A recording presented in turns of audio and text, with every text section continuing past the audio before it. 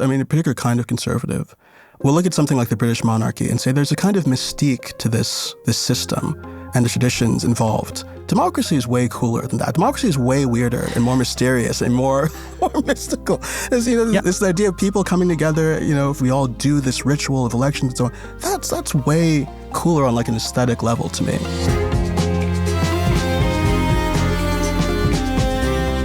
Is the United States a democracy? Was it ever?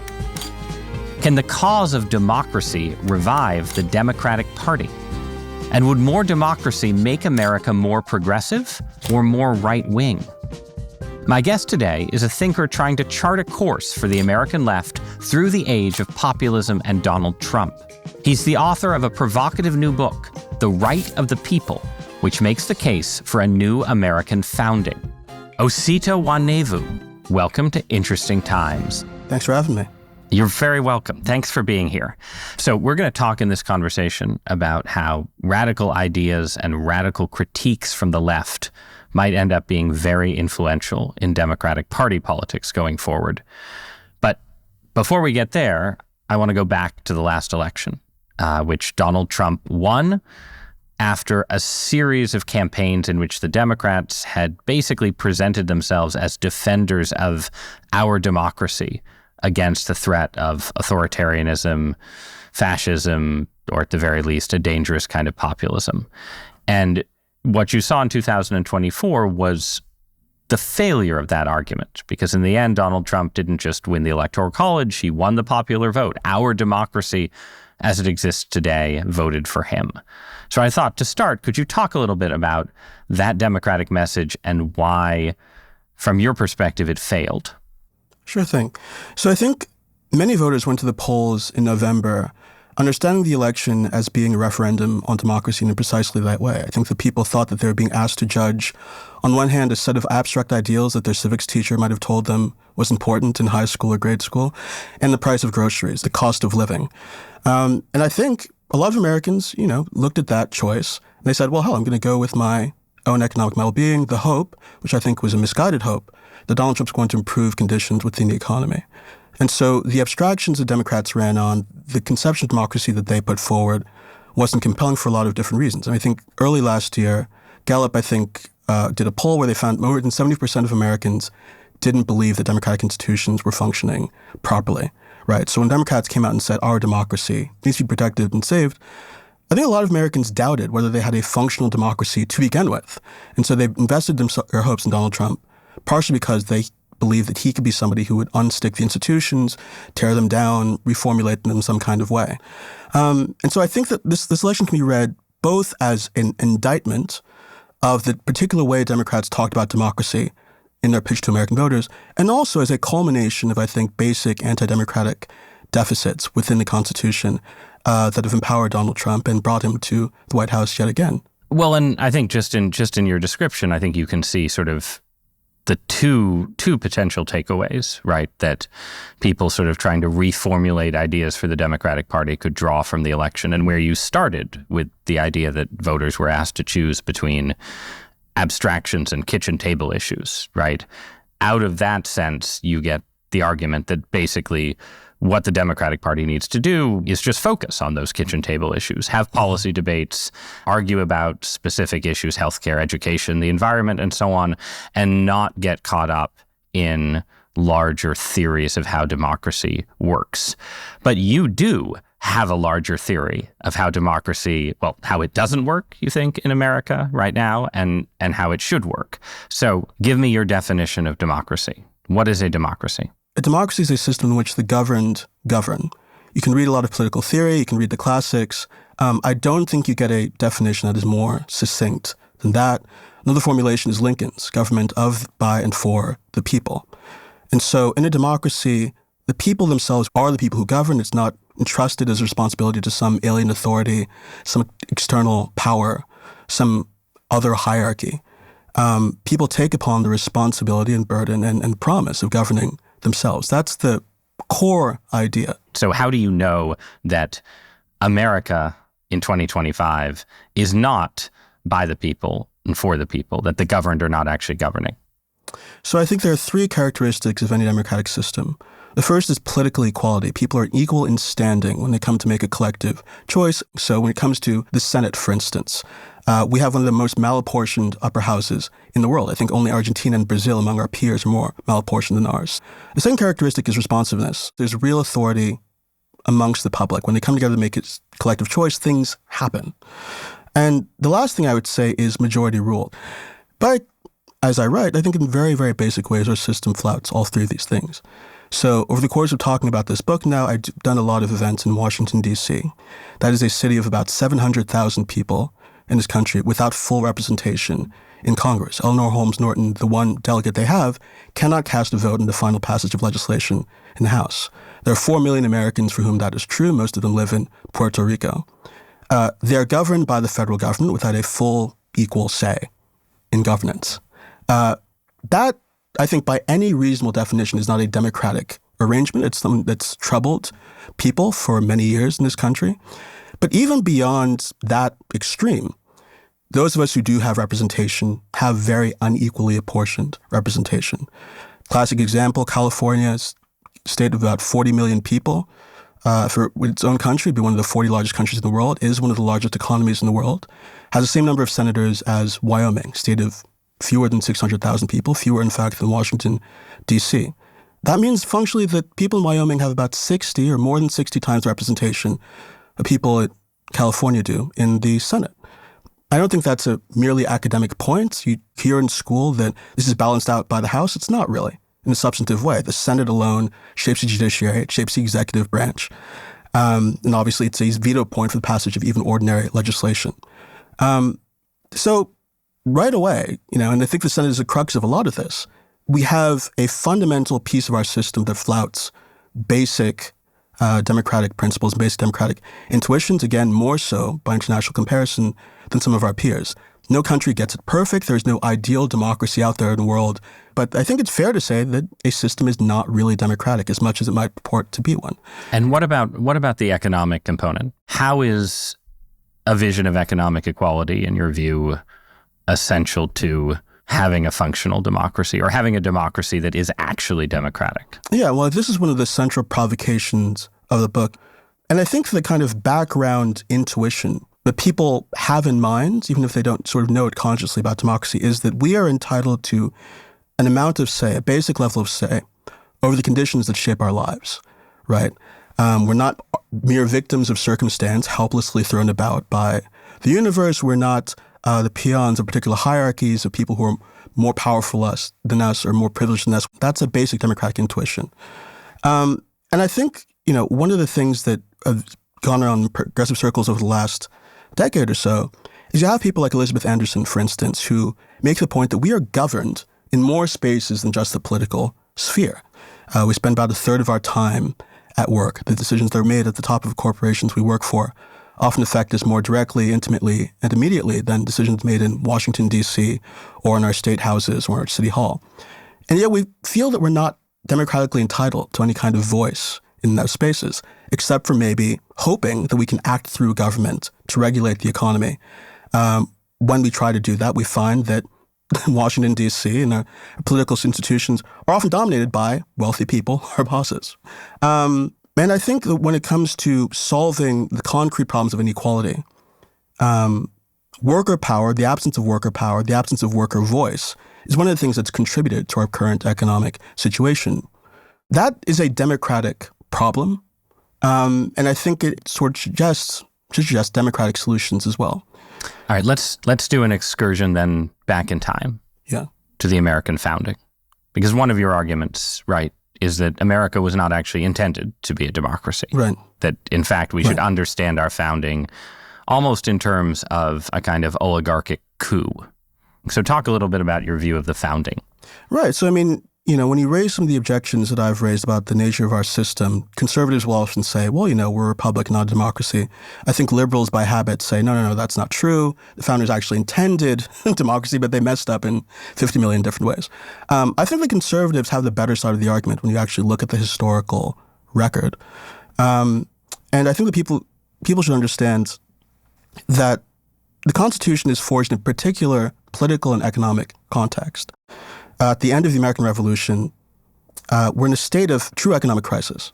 A lot of reasons for this. Land is destroyed and ravaged. Slaves escape. Trade restrictions are imposed by the British. Poor farmers, especially people in the backcountry across the nation, are appealing for debt relief and for tax relief. They're asking if they can pay their taxes and their debts in kind with goods.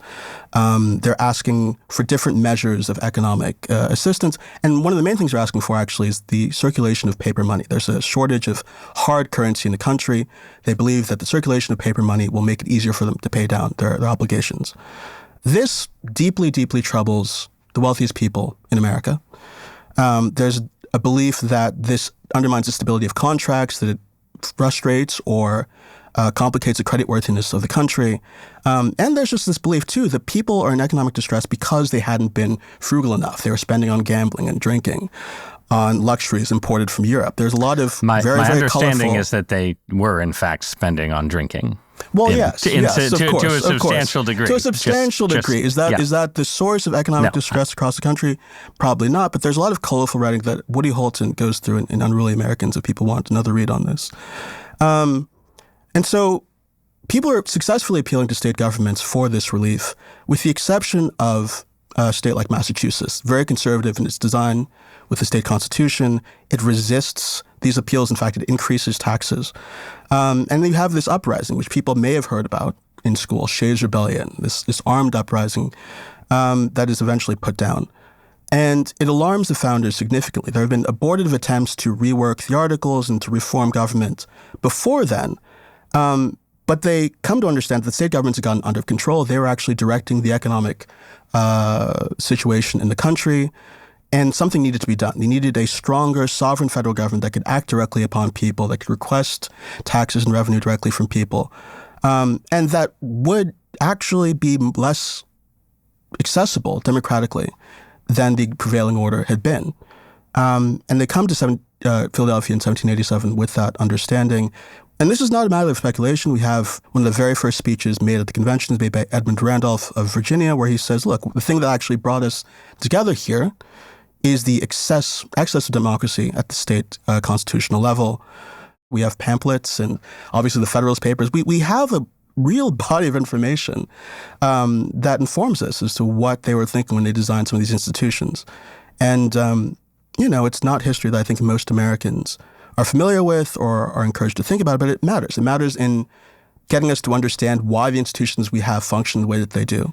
But I also think it gives us a kind of permission. This was not some kind of sacred compromise that came down a mountain on tablets. Like, this was a particular contingent agreement, and we should consider ourselves empowered with all we know now about governance, with the values we have now, to make dramatic changes to the political system with just as much right as the founders did. Right, but it is also, in a way, an invitation that Americans have been accepting, right, since barely after the ink was dry on the Constitution. Because I think there's another narrative which says a number of influential founders, for different reasons, envisioned a more aristocratic form of Republican government than what we've ended up with. But some of that just sort of evaporated at the start. Right, founders did not anticipate political parties.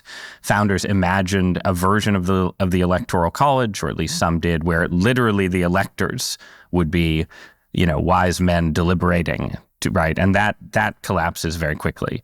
And then you just have a sequence across the 19th and 20th century where the country, steadily becomes more responsive to democratic majorities. And this starts with Andrew Jackson, who is currently a figure in great disrepute on the left, but democratizes the system in a way that once led to him being celebrated, right? There, in the old days of the Jefferson-Jackson dinners that the Democratic Party used to have, and all of the narratives around New Deal liberalism celebrate Jackson as a democratizer.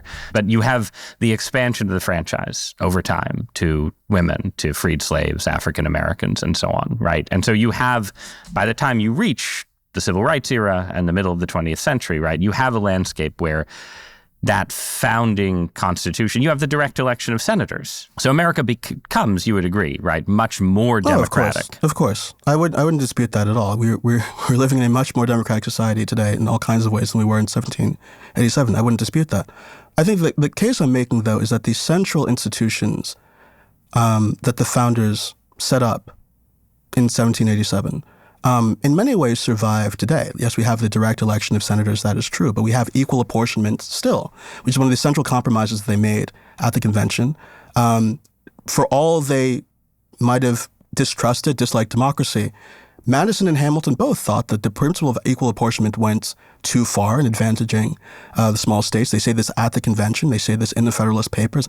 The small states were going to walk out. In fact, Gunning Bedford of Delaware says during the convention, keep Rhode Island happy. You got to keep them happy. But Gunning Bedford, I think, makes a speech at convention where he says basically, look, we will secede. We will join some other foreign power if we don't get a preservation of equal apportionment, which we'd had under the Articles of Confederation in the new system, right?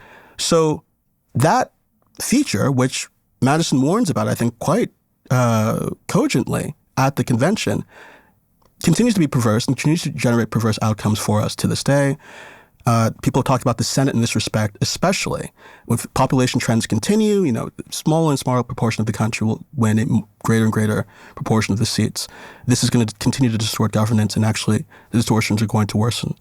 A presidency that we've seen in the last 6 months especially, I think validates some of the concerns people had at the founding about whether they were creating some kind of monarchical or quasi-monarchical executive. And so I think that, for all we've done to expand the right to vote, democratize the system, include the public in more and more places, I think all of that is real. But I think it's time for us to really consider all of these things. I think it's time for us to consider, to the extent that people are angry about Donald Trump, again, what are the elements of the system that allow Donald Trump to rise as a political figure and that have sustained him? I think they're, to an ironic extent, some of the elements that the founders hoped would prevent somebody like Donald Trump from coming into power. So what should we do?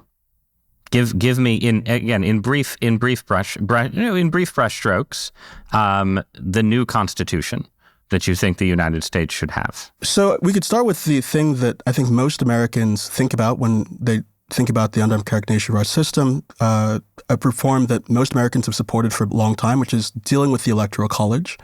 There's a proposal on the table now, actually something that's being acted upon in states across the country, to move to a national popular vote by interstate compact without needing a constitutional amendment. I mean, the amendment process itself is one of the things that needs amending. Very, very hard. One of the hardest constitutions in the world to make substantive changes to ours. So if you get a number of states totaling up to the 270 you need to win a presidential election, to say we're actually going to throw our electoral votes to the popular vote winner, you functionally worked around the Electoral College.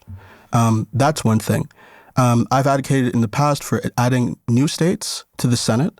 I think that there is an ideological imbalance now for all kinds of reasons in who gets represented the most and most reliably in that body. But that's not a permanent fix to the Senate at all. It's actually taking advantage of the equal state distribution. That would be most likely Puerto Rico and most and likely DC, Puerto right? Rico, DC, the territories. So an ideal Senate, or would there be a Senate at all? Well, that's another question. That's another question. I mean, I think that's worth exploring, a kind of radical idea, but it's an argument that you have to make on the basis of getting people to understand not only that the system is not democratic, but what is the value of democracy actually to begin with?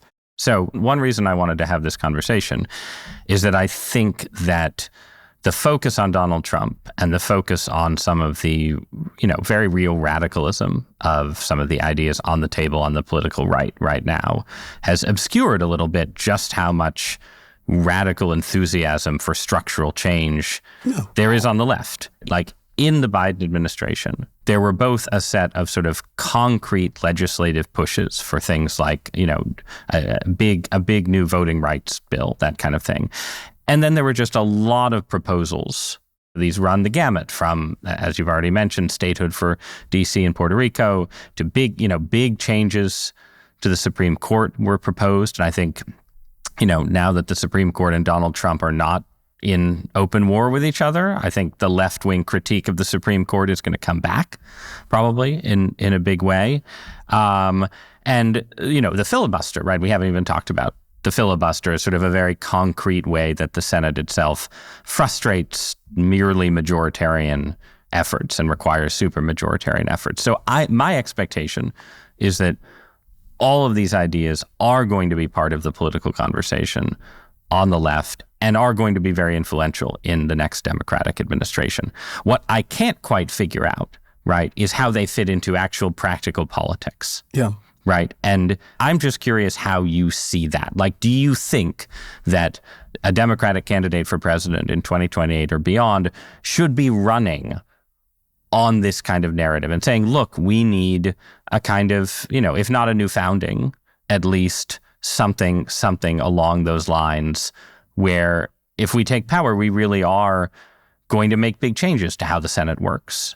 Well, I can tell you what I'd like to see happen. I think it would be a mistake to do what we did in the Biden administration again, which is take these reform ideas in isolation and not connect them to, again, a kind of real material politics that most people come to politics to try to adjudicate. If we're talking about the Senate filibuster and it's purely a matter of, well, this is how majoritarian the system is by design. And we're not talking about, no, this is why we can't pass the healthcare reforms that we think we need. This is why we can't meet your material needs, improve the economy to your benefit. If it's merely an abstraction, I think it's a waste of time. If you connect it to economic concerns, material concerns, I think there's real potential there. Most Americans have been told that this system works all their lives, from the time they're in school, by politicians on both sides of the aisle. Most up until Donald Trump, who said, no, maybe we should, revoke parts of the Constitution and dialed it back. Most Americans everything is negotiable. Everything is negotiable. Right, exactly. Most Americans, even to the extent that they might be concerned or troubled by Donald Trump and are talking about our democracy, have a conception of the system that is, we currently live in a democracy and need to protect it and preserve it. You go out to these No Kings protests, and what people say is, I'm really, really upset, and I'm really, really angry that Donald Trump has violated the Constitution, right? People say that, I think, with all the sincerity one can have. I think they say it for good reasons. I'm not somebody who believes the Constitution is wholly bad. I like the Bill of Rights quite a bit. I think that we should have stable procedures to adjudicate how governance works, even as I'm advocating for a new system eventually. But something about that register has to change in order for us to consider reforms at the level and at the scale that I'm talking about. I think I'd like to see people, whether it's candidates or activists, go out there and say, what really makes me mad is that Donald Trump is violating the principle that we have a right fundamentally as human beings to self-governance, right? Donald Trump is doing things that abrogate our freedom as individuals. But isn't the, I think, it's just an outsider to these sort of intra-left debates. I feel like you were on the most solid ground a minute ago where you were saying, no, the key is to link debates about self-government to some powerful economic issue. It seems to me if you stand up and say, Donald Trump is violating people's right to self-government, there are people who will care about that, right? But you have to say, and the concrete effect is this public policy that you want cannot be passed. I would say beyond that. I think that you say that because when you talk about democracy in that level as a fundamental human entitlement, you say, I oppose Donald Trump's authoritarianism, and I oppose that in the matter of principle, and I also oppose our bosses, our executives, our investors in the economy lording it over us at work and in the wider economic system, right? You say that we have a system that is undemocratic, a society that is undemocratic, not just because we have broken political institutions, but we have broken economic institutions. And we should work towards fulfilling the promise of American democracy, not just by instituting these political changes, but by really reforming the economy so that we get what we are due from work, so that we're more empowered, we have more rights. Right? And so if you were put in charge tomorrow of a new Democratic administration's strategy to push some set of proposals that you would think would bring the Senate to a kind of crisis point, right? Where it's like, you're going to use the filibuster, these things aren't going to pass, and this will create the opening to, at the very least, abolish the filibuster, if not also to add new states. What do you think are the most promising, concrete things that Democrats could be promising there? I think the first item of economic legislation I'd put forward on the table is the PRO Act. I think that, again, there is a democratic character to arguments for more worker power. Just for clarity's sake, this is an act that changes rules around unions and unionization. That's right. It obviates state right to work laws. It makes it easier to organize. It fights back against worker, or rather employer efforts to make unionization more difficult. That is, I think, the central piece of economic legislation. And you make a democratic argument for it, I think. You say that we are now a party, in the Democratic Party, aptly named, that is going to fight for democracy in all of its forms in all the ways that we can. That means resisting authoritarianism from the right. That means reforming our political institutions. And that means granting each and every one of you as workers what you're due in terms of your voice and in terms of what you're entitled to as a matter of pay at work. That, I think, is a cohesive argument rooted in, again, a conception of democracy that is not just about casting a ballot every 2 to 4 years. It's a deeper conception of democracy that is rooted in principles about self-governance. That links you up with this whole, both political and economic agenda, and I think a novel way. And I think it's a novel way for the left specifically. I mean, we've invested a lot of time, a lot of energy talking about social democratic programs, whether it's Medicare for All, Green New Deal, this kind of thing. Labor power, although everyone will tell you it ought to be central to the agenda, and generally believe that, it's not been as central to the campaigns of someone like Bernie Sanders or Zoran Mamdani.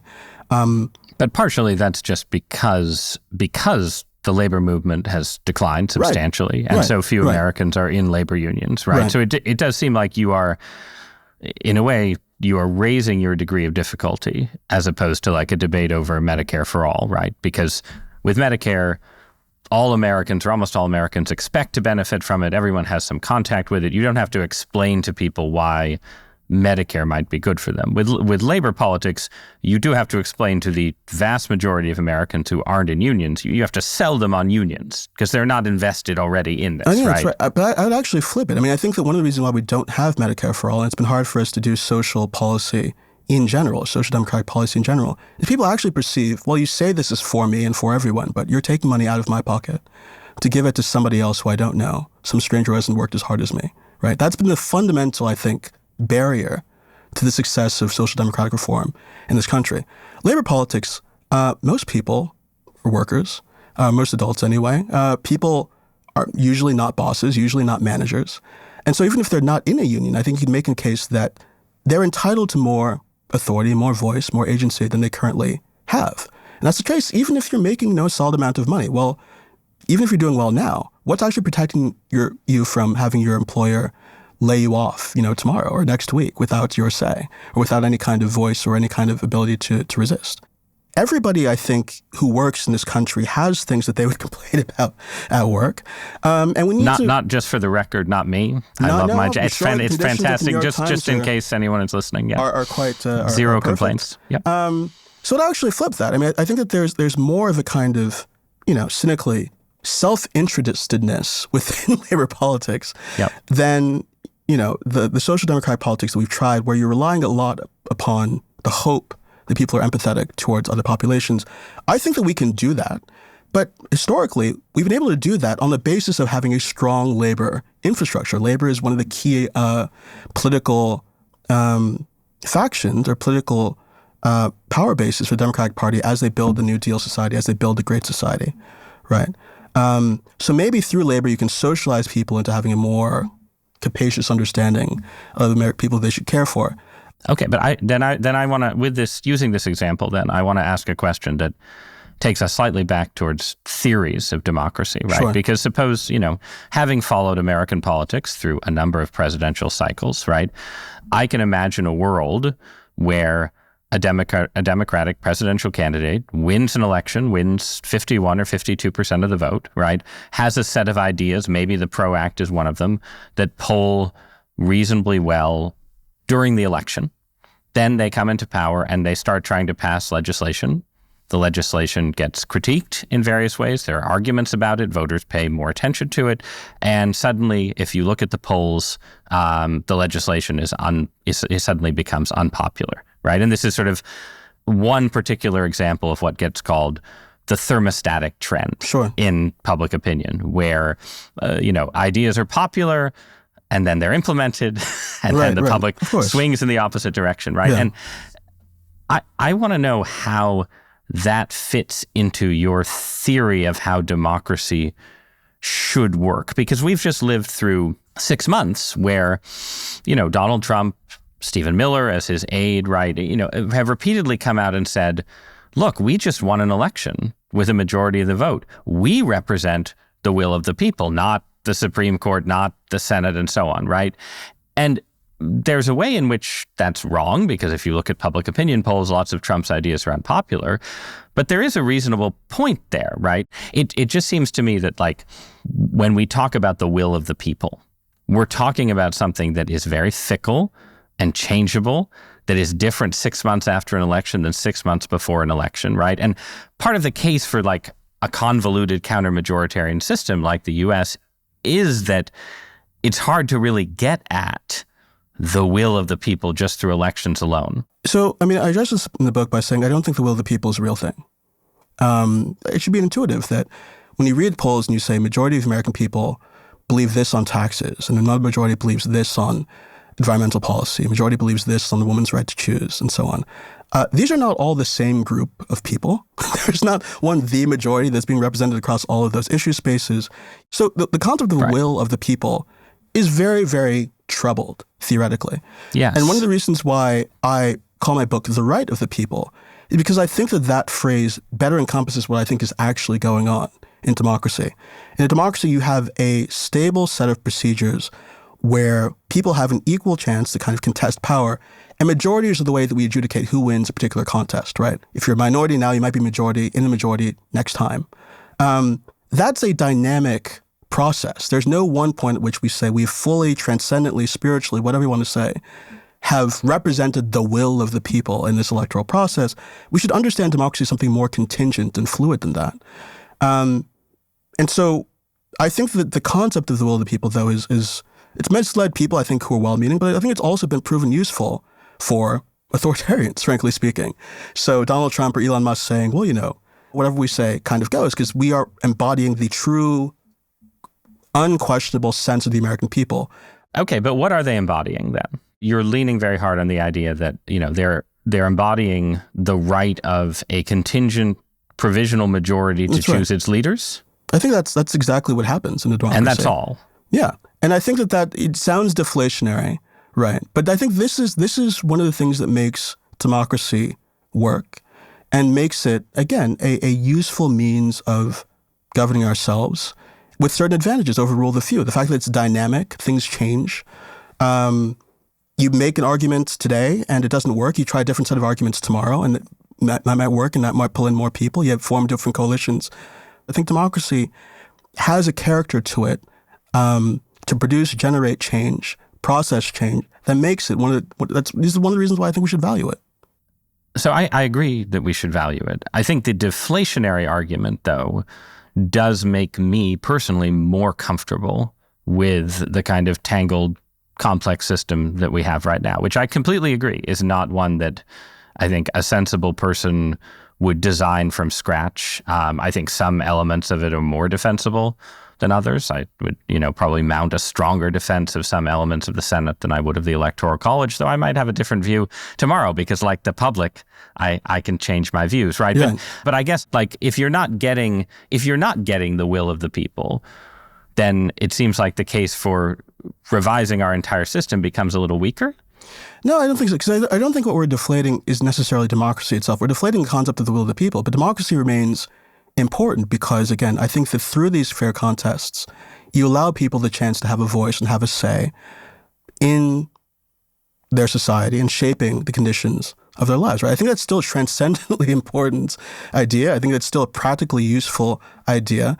And I think that we should be troubled when that isn't the case, when somebody on the basis of a pure accident of where they happen to live, has much, much more say over the conditions that shape their lives than somebody else who happens to live somewhere else in the country, right? But, I think that we should be open to the idea that, yes, we should have a complex political system. Yes, we shouldn't say, well, because X number of people believe this in the poll and we didn't get it, that means that, we have a broken system. I think that the thing that more fundamentally matters to me is, do each and every one of us really have a meaningful and equal say in shaping this country to the extent that we can as voters, right? Apart from whatever policy outcomes that you might desire in substance. But those things are linked, right? Yeah. In part, because one of the ways that, how do you tell if public opinion is uncertain and changeable and so on, right? One of the ways that you tell whether a certain set of people have a say in the government has to be whether at least some of their ideas are represented, right? And so here I want to make a less abstract and more concrete question or challenge to your argument, right? I think the story of the entire Western world over the last 50 or 60 years has been that we have a upper class, an elite class, a managerial class, whatever you want to call it, that is broadly speaking to the left of the general public on social issues. Not always and in every case, and there's obviously been a lot of change, but nonetheless, the drama of a lot of debates, whether it's, about abortion when Roe v. Wade was handed down, or whether it's about immigration debates, especially in Western Europe, maybe more so than here, has been a case where you have social and cultural conservatives trying to claim more power through the political process and feeling themselves defeated, whether by judges or bureaucrats or anti-democratic systems, right? And I think Trump himself is kind of a representative of that discontent erupting into the process, into the system, and changing it. And so it seems to me that on those issues, a more democratic America would have still moved left on a bunch of these questions, right? Would not have stayed stuck in 1955 or anything like that, but would not look at all like the kind of society that I think most people on the left envision.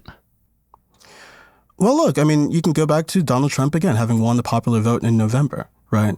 I'm not supporting democracy because I think it is the means through which I get everything I want as a progressive tomorrow. And I think that if we had a democratic system, everybody would agree with me, all the woke issues I believe in, right? I believe in democracy as a fundamental core value for governing society, like a first order value. And that means that I'm willing to accept the possibility of losing an election or losing many elections in the course of making the arguments that I believe in for the kinds of policies and the kind of social attitudes that I want. So I think that just means we have to do the work of trying to convince people to agree with us on those issues. And as you say, over the course of the last 10 years, people have actually moved left on some of these issues themselves within the general electorate, especially after Ferguson in 2014, right? So I fully accept that we lose sometimes as progressives and sometimes we win, and that's all part of the game. Maybe you're conceding more ground than I expected. So let me go a little further here, right? And say, okay, but then just in the case of Trump himself, right? To me, watching the Trump experience has given me slightly more faith, for better or worse, in the potency of democracy as a force in American life. Because from my perspective, one of the ways you can tell if a society is fundamentally democratic is, do ideas and issues that have a lot of support but are considered disreputable among the great and good, the wise and mighty, have political power and political representation. So in that way, a lot of forms of right-wing populism seem like tests for democracy. Clearly, Donald Trump was considered disreputable, not just by, left-wingers or anything like that, but by a large number of the people who ran the Republican Party when he started running for president. And it just seems to me that it's kind of proof that America is actually, a fairly democratic society, that he could win anyway and govern anyway. It's been a lesson for me about the perils and dangers of what the public wants, because Trumpism comes with all kinds of perils and dangers. But isn't that in some way a triumph of democracy, the entire Trump experience? There's something very odd reading after 2016, these narratives about populism in academia. This was all the rage, for about 5 or 6 years there, where they're like, Bernie Sanders and Donald Trump are both sides of the same coin. Really, we have this kind of burgeoning anti-institutional attitude within the public, and that means that democracy is kind of unstable and something we should distrust. They ignored the fact, and I think it remains worth pointing out, that most people did not want Donald Trump to be president in 2016. He spent most of his time as a political figure unpopular, right? So on that basic kind of level, I don't know that you can see him as a triumph. Now, I do think you pointed out something important, though, which is, look, if we believe in democracy, if we believe in political equality, that means that we accept that there are going to be people within the political sphere, within our system, who have very, very extreme views, who have views that we might not like. That's something you have to accept. You can't be a fair weather friend of the democratic principle if you want it to work and if you want to defend it from authoritarianism. You have to have a real principled commitment to it within certain bounds. I talk about in the book how we need liberalism, we need Republican values. But I'm not troubled by the reality that there are people in this country who I'm going to disagree with. This country is going to remain substantially conservative. No matter how well I argue and how well people on the left argue, I think that's just the reality of life in a large and diverse country. And that's just something you have to accept. Let's talk about Sanders for a moment then, because I think that I do think that Sanders and Trump both represented versions of what I'm describing here, where Sanders represented a set of economic ideas that elites, the great and good, yes. Whoever else had sort of disdained and regarded as antiquated and anachronistic, right? Ideas that were also quite popular. And I think clearly lots and lots of people were very into what Sanders was selling in ways that elites did not expect, right, and that had a destabilizing effect, and that changed democratic politics. And I think even in defeat, Sanders is in a similar way to Trump, a kind of triumph for a certain kind of spirit of democracy on the left. Yeah. I'm curious where you think that tendency is going, because again, in thinking about the concrete side of this, I look at that sort of Sanders eruption and I feel like it was perfectly calibrated to the mid-2010s, right? This is a period of low inflation. It's a period of, slow economic growth coming out of the Great Recession, a sense that we didn't spend it. We weren't Keynesian enough, right? We didn't spend enough money. And it's just a zone where there seemed to be a lot of room to spend a bunch of money without raising a lot of taxes. And I feel like the left right now is, just in a much more difficult position because of inflation, because of the, shifts in the economy since then. Can you get that magic back? Like the case for economic democracy, is it weaker now in 2025 than it was in 2016? I think it's stronger because if you identify economic democracy with empowering workers, I think one of the nifty fiscal things about something like the PRO Act or something like co-determination is they cost $0. You can do these things by statute. It's not a huge new social program. Yet you are, I think, materially improving the lives of ordinary Americans in all kinds of ways. And you're building a political base so that eventually, when it's more fiscally sustainable, more popular, whatever it happens to be, you then are in a better position to argue for the social democratic policies that Sanders ran on in 2016. That's the kind of order of things that I think we ought to take up. And I think one of the benefits, too, is that it's novel sounding to people. Talking about worker rights, labor rights in democratic terms is not something I think people are mostly used to hearing from us. Again, they hear about social programs, they hear about Medicare for all, but empowering you democratically at work because you're entitled to certain things as a matter of basic principle, different register, I think. And again, I think it's a register that has a lot of promise, partially because you can take, liberals, for instance, who are closer to the center, angry about Donald Trump's authoritarianism, angry what they see about going on in Washington, fired up about democracy. You could get them to say, look, there's another piece of democracy too, and we can join these two things together. And so the people that Sanders had trouble with, which I think were largely this constituency within the Democratic Party, closer to the center, more kind of MSNBC liberals, and to use one of the pejoratives that we on the left, I guess, habitually fall into using. If we can find a way of connecting our agendas, I think that's really, really powerful and something that we haven't really tried very much on the left. And it has a lot of potential when it comes to, what happens in 2028.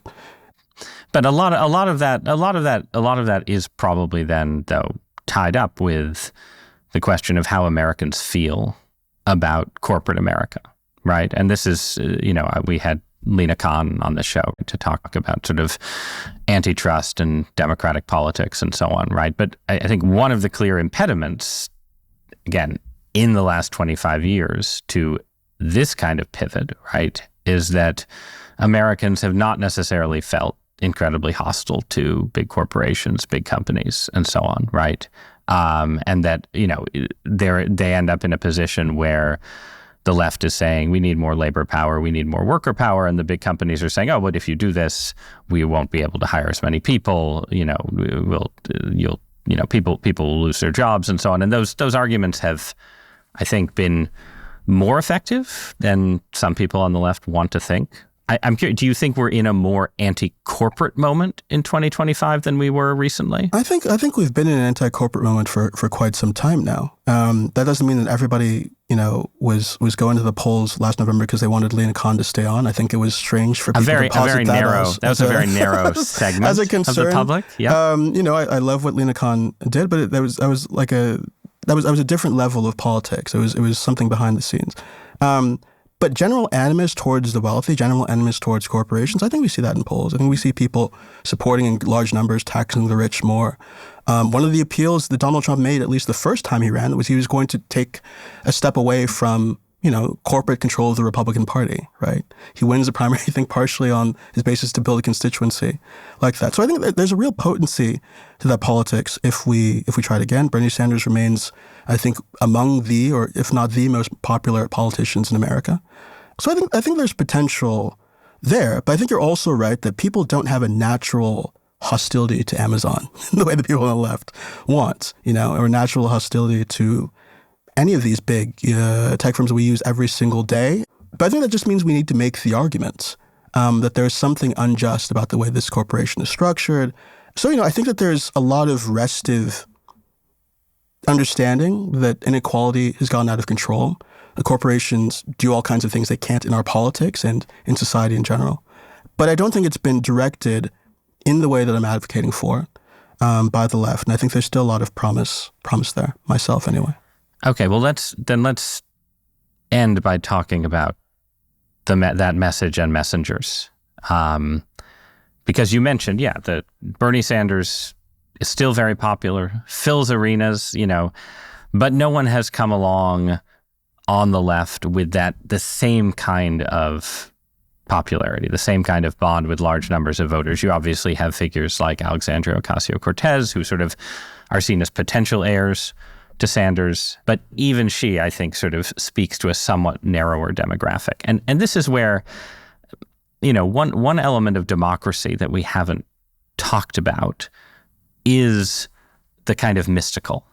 Yes. Right. There's a religious historian, Molly Worthen, who has a new book out about charisma in American life, right, that I've been reading in recently. And charisma is, this is the element, I think, that sort of, in a way, it's sort of hard to defend as a democratic theorist because it is so weird and hard to pin down. Like, why did Donald Trump cruise through the Republican primary in 2016? You can run down 17 different issues, but in the end, charisma has something to do with it. Why is Bernie Sanders so much more popular than any other prominent socialist politician?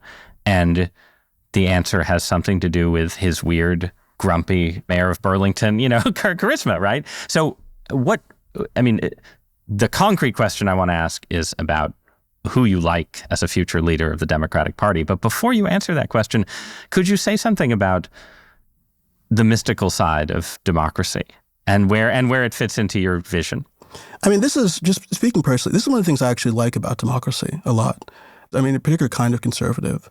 will look at something like the British monarchy and say there's a kind of mystique to this system and the traditions involved. And when Queen Elizabeth died, there was a lot of this, right? And I remember writing at the time, democracy is way cooler than that. Democracy is way weirder and more mysterious and more mystical.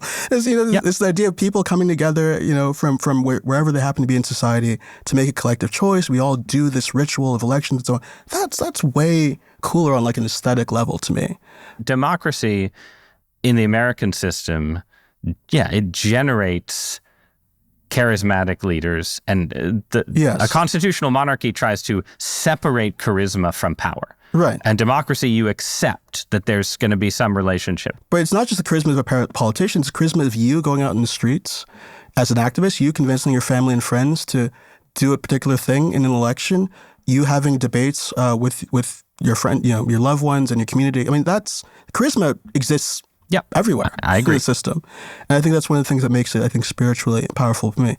But your concrete question, which I cannot answer. Who is going to save the left? Well, and who's going to save the left, not just in terms of policy proposals, right? But like we've talked, we've mentioned just in passing, right? Andrew Jackson, FDR, sure. Abraham Lincoln. But like, who do you feel like is there who attracts you? I can't say that I know of anybody who is, as of yet, making the kinds of arguments about democracy on the left that I wish people were making in the public sphere. I'm waiting on that. All kinds of talent. I like Zoran quite a bit. Cannot be president for very stupid reasons.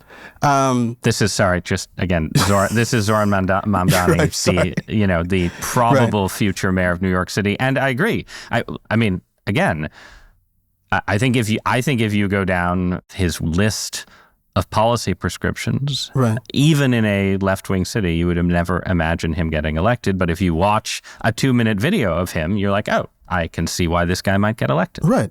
So there's real talent there. But here's how I tend to think about the trajectory of the left in general. There is not some kind of natural majority of leftists in the country waiting to be awakened by the right policy proposal or even the right charismatic candidate. I think that we are a movement that needs to build ourselves up by bringing more people over to our side. People on the left in the last decade or so, to an extent that I don't think we fully appreciate or say out loud, were shaped by the Obama experience. There's this comet from nowhere who comes in, wins the Democratic primary, and then things change, or at least he's able to capture the attention of the Democratic Party, capture this amount of power. That was what was going on when I was growing up and getting into American politics and so on. But I think it's clear now that all of that was a transient moment to a large extent. I do think there have been durable shifts since 2014 on social issues. I think the polls bear that out very, very quickly, very, very clearly. But obviously we haven't won. Obviously Bernie didn't win in 2020 or 2016. And so there's a kind of what if we do moment. Before Mamdani prevailed in the primary, from my own personal experience and talking to people, there was a lot of cynicism. There was a lot of kind of hopelessness and a lack of direction people had. And I think he's reinvigorated the left in a really, really big way and demonstrated that there's still a kind of window here for us, even within the Democratic Party, and evidently even within the Democratic Party in New York City, the seat of financial capital in the world. If that is possible, if he is the next mayor of New York, and we'll see what happens if he gets in and how governance actually works. But if that is electorally possible, I think people have been given a new lease on life here as a movement. And I think where we go next is going to be determined by the extent to which we take seriously the task of conversion. How do we actually rope in more people who don't already agree with us, who aren't already reading, Jacobin or even the New Republic, right? Who are just sort of... Even the New Republic. That's the New Republic. If you can win in New York, you can win in New York. But what you need is a Bernie Sanders type politician who wins a purple state governorship. And when that happens, I will fully believe that the left-wing moment has arrived. Right. We'll see. But I think, my own perspective, selfishly, self-interestedly, is democracy has to be part of the secret sauce here. If you've never read Capital, but you believe that people have a right to govern themselves. Which you've just described most American voters. Most American voters, exactly. Yes. Right. what is the thing that's going to actually get you to accept the left's premises on the lack of power people have in the economy and the extent to which workers should direct the economy? I think that there is a democratic argument that is easier for people to understand, to perceive, to swallow, and to sort of put in line with their existing politics. And the place to start that experiment for me is within the Democratic Party and utilizing this animus and this anger people have about the state of democracy to push people in our direction on economics. I think there's a real opportunity there that's worth exploring. If I'm wrong, then I don't know.